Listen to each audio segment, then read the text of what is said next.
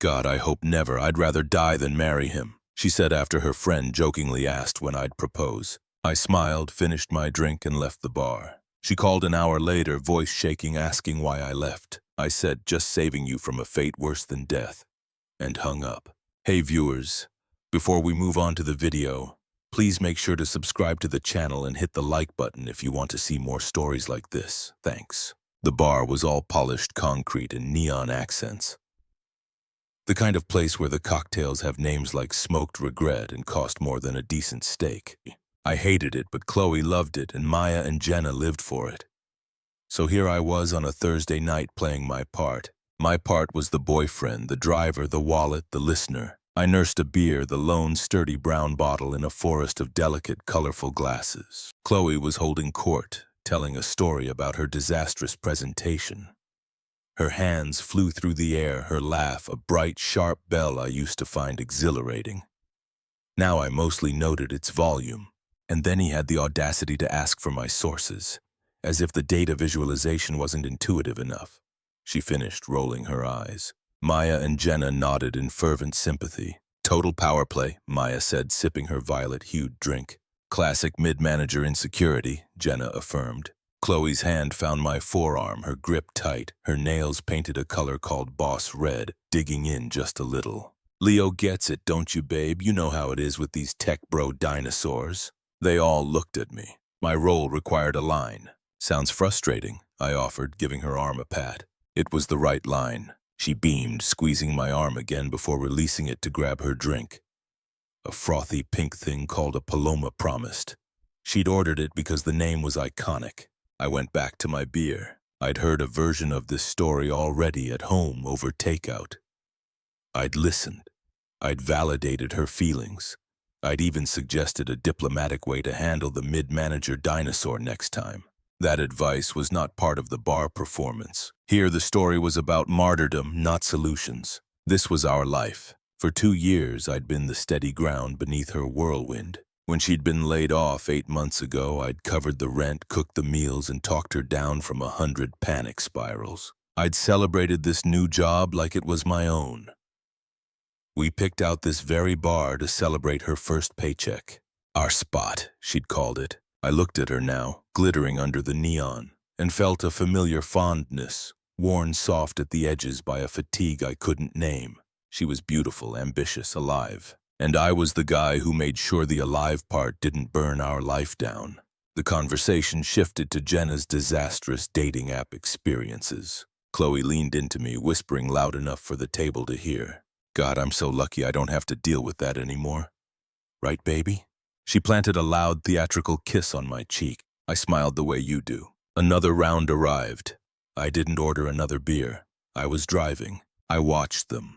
A trio of beautiful birds pining in the reflective glow of their own lives. My phone buzzed in my pocket. A text from my sister asking if I wanted to help rebuild the carburetor on her old Civic this weekend. A little bubble of genuine warmth popped in my chest. Yes, I typed back. Absolutely. Oh, who's that? Chloe sing-songed, snatching playfully from my phone. I moved it away, a reflex. Just my sis, weekend plans. Ugh, you in that greasy garage, she said, but she was smiling. It was part of our routine. She'd mock my obsession with my motorcycle project. I'd pretend to be wounded. She'd call me her handyman with a wink. It was our dance. Maya, emboldened by her third smoked regret, flopped her elbows on the table. Her eyes, glazed with alcohol and affection, drifted between Chloe and me. She wore the look of someone about to deliver a profound, drunken truth. You know, she slurred, pointing a finger that wobbled between us. You too. You're like solid. It's actually kind of gross. She giggled. Jenna joined in. Chloe purred, wrapping her arm around mine. We are, aren't we? No, I'm serious, Maya insisted, her voice rising. The table next to us glanced over. Like, when's it going to happen, Chloe? When's this guy finally going to put a ring on it? You've been dating forever. The question hung in the air, a sudden clumsy spotlight. Jenna's giggle died. Chloe's arm around mine stiffened. A flashbulb memory went off in my head. Us, 6 months ago, hiking a trail. She'd slipped on loose gravel and I'd caught her. We'd stood there breathless, hearts pounding from the scare. She'd looked up at me, mud on her cheek, and said, "Don't ever let me go, okay?" I'd kissed her, tasting sweat and chapstick, and meant it with every fiber of my being. Never. I looked at her now, waiting for the performative blush, the "oh, stop," the squeeze of my arm that meant maybe soon. Chloe let out a laugh. It wasn't her bright laugh. It was sharper, thinner, a knife being drawn. She untangled her arm from mine and reached for her Paloma promised. She took a long, deliberate sip, her eyes on the pink liquid. Not on me, not on Maya. "God," she said, the word landing like a drop of ice in the sudden quiet. "I hope never." The neon light above us hummed. Jenna's smile froze into a grimace. Maya's intoxicated gleam faded into confusion. Chloe set her glass down with a precise click. She leaned forward, her voice dropping into a conspiratorial stage whisper that carried perfectly in the lull of the bar's music. He's safe, a total sweetheart. But marry him?" She let out a little puff of air, a sound of pure derision. "Ugh, I'd rather die than be trapped in that boring little life." The words didn't feel real. They felt like subtitles for a movie I wasn't watching. Boring little life. I saw our apartment, the one I'd painted while she was at a yoga retreat. The garden box I'd built on the balcony because she wanted fresh herbs. The comfortable couch where we'd spent 100 rainy Sundays. "Chloe!" Jenna hissed, a desperate warning. But Chloe was on a roll, the cocktail and the audience fueling her. She finally flicked her eyes toward me, not with guilt, but with defiant amusement, like she'd just told a particularly edgy joke and was waiting for me to get the punchline. "I mean, think about it," she said, her gaze holding mine, challenging me to flinch. "The nice little house, the nice little yard. Watching him tinker with that greasy bike every weekend for the rest of my life. No thanks." She shuddered, a theatrical full-body shake. I'd suffocate, literally suffocate. The world did not slow down. It snapped into a hyper-focused, silent clarity. The hum of the neon was a roar. The condensation on my beer bottle was a constellation of cold, perfect droplets. I could smell her perfume, expensive and citrusy, over the stale beer and fried food. I saw not just the woman in front of me, but a montage projected on the cold, polished wall behind her. Her crying in my kitchen after the layoff, saying, "What would I do without your calm?" Her toast raised at this very bar, saying, "To my rock." Her curled against me on that boring couch, whispering, "This is all I'll ever need." It had all been a performance. The fondness I'd felt moments ago curdled, evaporated, leaving behind a vacuum so pure and cold it was almost peaceful. Maya looked like she wanted to vomit. Jenna studied the tabletop as if the grain of the wood held the secrets of the universe. Chloe's smirk wavered just for a second as she registered the absolute lack of reaction on my face. I wasn't angry, I wasn't hurt. I was an astronomer observing a distant dying star. A profound, unshakable certainty settled in my bones. This was the truth, the first and last completely honest thing she had ever said to me. I felt my lips move. They stretched into a small, easy smile. It wasn't a bitter smile. It was the smile of a man who has just solved a complex, nagging problem. Her eyes widened, confused. Still smiling, I picked up my half-finished beer. I brought the bottle to my lips and drained it in one long, smooth swallow. The bitterness was familiar, comforting in its simplicity. I placed the empty bottle on the table with a soft, final clink. I stood up. The chair didn't scrape. I moved with a quiet, fluid grace I didn't know I possessed. "Leo?" Her voice was a confused squeak. The defiance was gone, replaced by the first flicker of alarm. "Where are you going?" "Don't be so sensitive, it was a joke." The words bounced off the new silent space around me. I reached for my wallet, pulled out 2 20s, more than enough for my beer and a generous share of the smoked regrets and Palomas promised, and laid them flat on the table. A green paper period at the end of her sentence. I turned. I didn't look at Maya or Jenna. I didn't look back at her. I walked past the bar, past the laughing groups, past the hostess who gave me a curious glance. The cool night air hit my face as I pushed through the heavy door. It smelled of rain and city. From behind me, faintly, I heard her voice rising in pitch, tinged with a performative frustration that was already crumbling into something real. "Oh my God, is he seriously walking out? Leo, Leo!" The sound was swallowed by the city. I didn't run. I walked to my car, a calm, steady rhythm on the pavement. The problem was solved. The equation was complete. All that was left was the logistics of absence. And for the first time in 2 years, my mind was perfectly, peacefully clear. The drive home was conducted in a vacuum of sound. I didn't turn on the radio. The frantic pulsing energy of the bar was gone, replaced by the steady purr of my car's engine and the rhythmic swipe of the wipers against a fine misting rain. My hands were steady at 10 and 2, my breathing was even. I felt like a surgeon after a successful, complicated operation. Precise, spent, and utterly detached from the emotional mess left on the table. I parked in my usual spot, our usual spot. The thought had no purchase, it was just a space of asphalt now. The apartment was quiet, still holding the ghost of our evening routine. Her heels kicked off by the door, a lipstick-stained glass by the sink, the throw blanket rumpled on her side of the couch. I didn't look at any of it. I walked past the living room, past the bedroom door, and into the second bedroom I used as an office and a den. This was my space, the one she'd always half-jokingly called my man cave, with a tone that implied it was a childish indulgence. Here, the bookshelves held my engineering textbooks and motorbike manuals, not the aspirational decor magazine she favored, a framed map of a hiking trail we'd never gotten around to doing.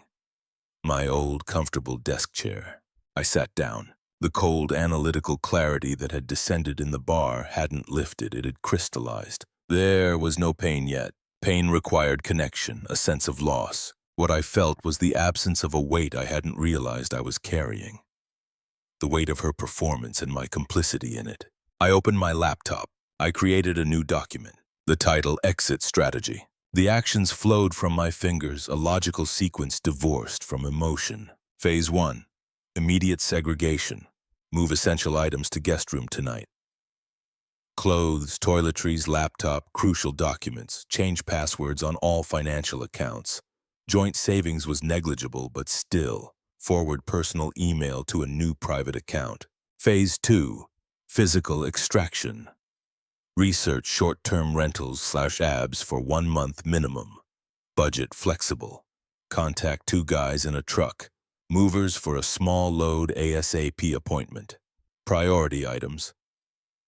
Toolboxes, motorcycle gear, personal books, desktop computer, bike parts. Secure a temporary storage unit for set items if new place isn't ready. Pack remaining personal belongings into boxes clearly labeled Leo. Phase 3.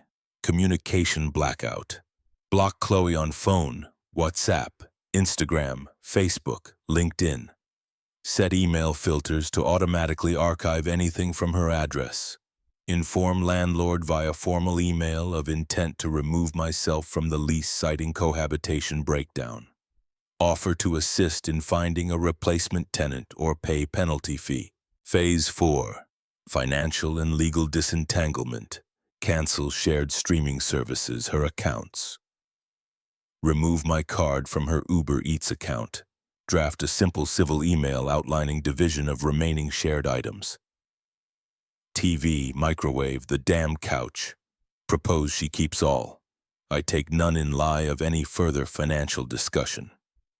Locate my copy of the lease. I worked for 2 hours. I booked a furnished studio apartment in a complex across town, available for move-in tomorrow afternoon. I scheduled the movers for 9:00 a.m., noting in the instructions, items only from home office and marked boxes in second bedroom and no items from master bedroom or primary living area. I paid the deposits with a calm, swift efficiency. My phone, face down on the desk, began to vibrate. Then again and again, a fluttering, angry insect. I imagined her back in the apartment she'd shared with Maya and Jenna. Or maybe still at the bar, fueled by indignation and confusion. The screen would light up with her name, then a number I didn't recognize. Then maybe Mia's number.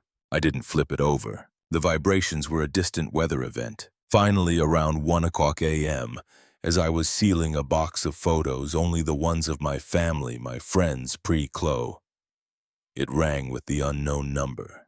Some last ghost of the man I'd been 2 hours ago made me pick up. Not to hear her, but to formally pronounce the death of that ghost. Leo, what the hell? You just left me there. You embarrassed me. Her voice was a weapon, sharp with anger, but the edge was brittle. Underneath it, I heard the first tremor of panic. She'd expected a fight. She'd expected me to come home wounded, to argue, to beg for an explanation. She'd prepared for a dramatic reconciliation scene. My silence was a script she didn't know. I looked out the window of my office at the darkened city. My voice, when it came, was flat, placid, the voice of a customer service agent ending a call. Just saving you from a fate worse than death. I ended the call. I powered the phone off completely. The silence that followed was total, and it was mine. The next 72 hours were a study in mechanical motion. I slept deeply and dreamlessly on the guest bed. I woke at 6 o'clock when I heard her key in the lock around 6:30 p.m. late, probably after debriefing with her friends. I was in my office, the door closed. I listened to the hesitant footsteps, the pause outside the door, the knock. "Leo, are you in there? We need to talk." Silence. "This is ridiculous. You can't just hide." A harder knock, then the sound of her retreating footsteps, louder and angrier. The following morning, a Saturday, I left as she slept. I met the movers at the curb. They were fast and efficient. In 20 minutes, my motorcycle draped in a cover. 4 boxes of tools, 3 boxes of books and personal effects, and my computer were loaded into their truck. I handed the foreman the key. "Just leave it inside the apartment door when you're done," I said. I drove to the new studio. It was beige, anonymous, and smelled of clean linen. It had a small bare balcony. I put my single suitcase in the corner. This wasn't a home. It was a forward operating base, and I felt more at peace standing in its emptiness than I had in our curated, adorable apartment in MZ. The digital deluge began in earnest. It followed a predictable, pathetic curve. Phase 1, righteous anger from her number after I'd unblocked it briefly to ensure she got the legal, logistical emails. "Chloe, you're overreacting. It was a joke. My friends think you're being a manipulative jerk. Chloe, I can't believe you're doing this. After everything I've given up for you." "Chloe, you're really just going to ghost me? What are you, 12? Phase 2, guilt and gaslighting from Jenna's number. Unknown. "Leo, it's Jenna. Look, Chloe's really upset. She didn't mean it like that. You know how she gets after a few drinks. She loves you. Can you please just call her?" Then a different unknown number, likely Maya. Unknown. "Dude, harsh. She's crying." Phase 3, feigned concern and Hoover from her number again. "Chloe, I'm worried about you. This isn't like you. Where are you staying? Please talk to me. We can fix this." "Chloe, I saw the movers came. You took your bike. Where are you? I'm scared." I read them all with the dispassionate interest of an anthropologist studying a primitive culture. I deleted them. I reblocked the numbers. The only message I responded to was from my landlord, confirming receipt of my formal notice and my agreement to forfeit my share of the security deposit to break the lease. "Thank you for your prompt and professional handling of this," he wrote back. Rare. On Sunday night, sitting on the floor of my new studio eating takeout sushi, my phone buzzed with a call from my oldest friend, Paul. "Dude," he said, his voice uncharacteristically solemn. "What the hell happened?" "Chloe just called me, sobbing. Said you vanished and took all your stuff. She said you had some kind of mental break over a joke. I hadn't told anyone. I'd been existing in my bubble of quiet action." "What was the joke, Paul?" I asked, my voice calm. He sighed. "She said something about you proposing, and she said she'd rather die than marry you, but she said it was clearly a joke, Leo, that you took it way out of context." I could see her version perfectly. She was the victim of my sudden unstable sensitivity, my cruel overreaction. "It wasn't out of context," I said, picking up a piece of tuna. "It was the context for the last 2 years. I just finally heard it." Paul was quiet for a moment. "Yeah," he finally grunted. "Yeah, okay. She called me, man, to get to you. That's up. You good? Need a place to crash?" "I'm good. Better than good, but thanks." "Okay. Well, her then. You want to come over next weekend? I'm rebuilding the porch. Beer and power tools." The first genuine smile in days touched my lips. "I'd love that." That was the moment the vacuum inside me began to fill. Not with pain, but with something else. Air, light, possibility. The first month was a lesson in self-relaxation. I joined a moto touring club I'd bookmarked years ago and never joined because weekends were our time. I spent a Sunday with them riding winding coastal highways, the roar of the engine a physical therapy for my soul. I had beers with them afterward, men and women whose names I learned, who talked about carburetors and road trips with no subtext, no performance. I reconnected with Paul and with my sister Lisa. I helped her with the Civic, our hands black with grease, talking about everything and nothing. "You seem lighter," she observed, not pushing. I said. At work, I accepted a project I'd previously declined, a 6-month development stint that required deep focus and some travel. My boss, surprised and pleased, said, "I always thought you weren't interested in the grind. Glad to see you leaning in." I hadn't been disinterested. I'd just been managing the constant, draining emotional weather system that was Chloe's life. Now, with clear skies, my career horizons expanded. I met a woman in the moto club, Sarah. She was a graphic designer who rode a vintage Triumph. Our first conversation was about the challenges of finding a good mechanic. There was no flirtation, just shared interest. It was refreshing. I did not think of Chloe, or when I did, it was as one thinks of a removed appendix, a source of past trouble, now irrelevant. The second month, the karma began to seep through the sealed doors of my old life. It didn't come from her. It came from a muted, indirect source. An email arrived from an address I didn't recognize, but with a name I did. Lisa Chun. Lisa was a former colleague of Chloe's, a quiet, sharp woman who'd always been civil to me. The subject line read, "Checking in." "Leo, I hope it's okay I'm emailing you. I got your address from the old team directory. I'm not writing this for Chloe, and I'm not asking you to do anything.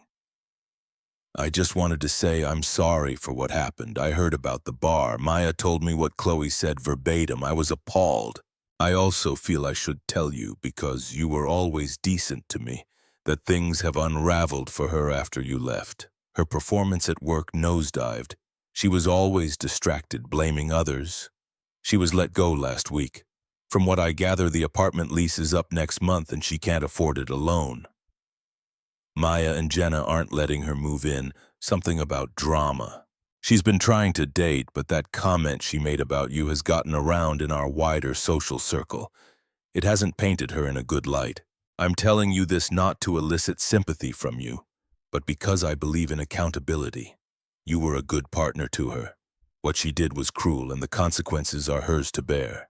I hope you're well, Lisa. I read it twice. I felt nothing for Chloe. No schadenfreude, no pity. The report was like a news bulletin from a country I'd once visited and now barely remembered. The primary emotion was gratitude for Lisa's basic human decency. I wrote back a simple 3-line reply. "Lisa, thank you for your note and your kindness. I'm doing very well. I hope you are too. Best, Leo." Her reply was almost immediate. "Good, I'm glad." This seemed to be the trigger. As if Lisa's contact had pierced a spiritual dam, the desperate attempts began again, now laced with a new, raw terror. Attempt 1. The nostalgia play. A text from another new number. It was a photo of us at the beach from a year ago, both sunburnt and laughing. I was building an elaborate sandcastle. She was pretending to crown me with a seaweed necklace. We looked happy. We were happy in that moment. Or I was. She was perhaps just enjoying being photographed looking happy. Unknown, remember this? I was so happy. I've never been that happy since. I miss us. I deleted the photo and the message. The past was a country that no longer issued visas. Attempt 2, the crisis play. 3 days later, my phone rang late in the evening. I was sketching plans for a custom bike modification, a podcast on in the background. I didn't recognize the number, but something in the late hour made me answer. It was her, and she was breaking. The sound was pure, unfiltered distress, the kind I'd soothed so many times before. But this wasn't about a bad day at work or a friend's slight. This was the sound of a foundation collapsing. "Leo, please." Her voice was shredded, hiccuping with sobs. "Please, I'm going to be evicted. They posted the notice. I lost my job. I have no one. I made a terrible mistake, the biggest mistake." She was gasping for air. "You're the best thing that ever happened to me. I was scared and stupid. I was trying to be cool for them. And I was so stupid." I listened. I said nothing. I looked at my sketch, at the clean lines of the design. "Leo, are you there? Please say something. I'll do anything, counseling, anything. You're my person. You're my home." I set my pencil down. My voice was calm, clear, and as empty as the studio had been on my first night. "You should call a financial advisor," I said. "Or a social services agency. They can help with housing resources." There was a stunned silence on the other end, followed by a wounded animal-like whimper. "What? Leo, I need you." "I am not a resource," I said softly and ended the call. Attempt 3, the flying monkeys. 2 days after that, a new area code. I answered, expecting a recruiter. "Leo, sweetie, it's Carol, Chloe's mom." A cold flicker of annoyance. Carol had always treated me like a pleasing accessory, a reliable piece of furniture in her daughter's life. "Mrs. Dawson." "Oh, Leo, we're so worried. Chloe's a mess. She's just a passionate girl. You know how she is. She speaks without thinking." Her tone was syrup wrapped around steel. "Don't you think you've punished her enough? She's learned her lesson. She needs you. Be the man we know you are and forgive her. This silly pride isn't worth destroying what you had." I leaned back in my chair. The manipulation was so transparent, the sense of entitlement so vast. It explained so much. "Mrs. Dawson," I said, my voice never losing its polite, even keel. "I am being the man I am, and that man is no longer in a relationship with your daughter. Have a good day." I didn't wait for her sputtered response. I hung up. The anger I might have once felt was absent. She was just another part of the old ecosystem, irrelevant to my new climate. Attempt 4, the mask falls. It came that night. A final, splenetic text from the number she'd used for the crisis call. The raw need was gone, burned away to reveal the bitter ash beneath. "Fine. You're just a coward who couldn't handle a strong woman speaking her truth. You were always boring and small, and I'm better off. You did me a favor by leaving. Have fun with your sad, empty life." I read it, and for the first time since that night in the bar, I felt a true, deep emotion regarding Chloe Dawson. It wasn't hurt. It wasn't anger. It was amusement. I didn't reply. I didn't block the number immediately. I saved the message. It was the perfect coda. The receipt I never knew I needed. Proof that the fate worse than death she'd so feared had been for me. The key to a life that was finally, authentically my own. I powered down my computer. The studio was quiet. Through the sliding door to my small balcony, I could see the lights of the city. Not as a place I was trapped, but as a landscape of possibility. The unraveling was complete. Hers. Mine was a weaving, thread by steady thread, into something stronger. The middle had breathed. The silence had spoken. And now the arc was ready to rise. 6 months to the day after I walked out of that bar, I closed on the house. It was a 1950s ranch-style fixer-upper on a quiet, tree-lined street, with a detached garage that was larger than my old studio apartment. It needed work. The kitchen was a time capsule. The floors squeaked with history. The garden was a jungle, but the structure was sound. It had space for a workshop. It had a front porch. It was, by any definition, the beginning of a nice little house. The irony wasn't lost on me. It just didn't sting. It was simply data. The life she'd scorned as a prison was now my chosen freedom. I hired a contractor named Rye, a no-nonsense guy in his 60s who appreciated my clear plans and my willingness to swing a hammer. We started with the garage, turning it into a pristine, organized workshop. The sound of saws and the smell of fresh-cut wood were my therapy. My career project was a success, earning me a promotion and a significant bonus that went straight into the house fund. The Moto Club was a regular fixture in my life. Sarah and I had gone on a few casual group rides and shared a couple of easy, laughter-filled beers afterward. There was a quiet mutual interest, but no rush. Everything in my life now had a sense of natural, unforced timing. The final thread from my old life was the condo. Our lease had been broken, but I'd still been on the hook for my half of the penalty. I'd paid it without complaint, a small price for clean severance. The landlord, grateful for my lack of drama, had offered me first right of refusal to buy the place when the owners decided to sell. They decided. I'd made a fair cash offer below asking, but simple and fast. They'd accept it. I wasn't sentimental. It was a good investment in a rising market. I would clean it, paint it, and sell it for a profit. It was a business transaction. The day the sold sign went up in the front yard of the old condo felt like the last period on a very long, poorly written chapter. That same afternoon, as I was loading tools into my truck outside the new house, my phone buzzed. It was a local number, I answered, assuming it was Rai or the tile supplier. Leo, hi, it's Lisa Chun. Her voice was hesitant, apologetic. Hi, Lisa. I'm so sorry to bother you. I thought you should know. Chloe knows you bought the condo. Someone from the building told her. She's not taking it well. She's been telling people you're trying to financially destroy her, to lord it over her. I think she might try to confront you. I just wanted you to be prepared. I leaned against the warm side of my truck. The sun was high, the air was clean. Thanks for the heads up, Lisa. I appreciate it, but it's fine. It's just a property. You're a good guy, Leo. Too good. Just be careful.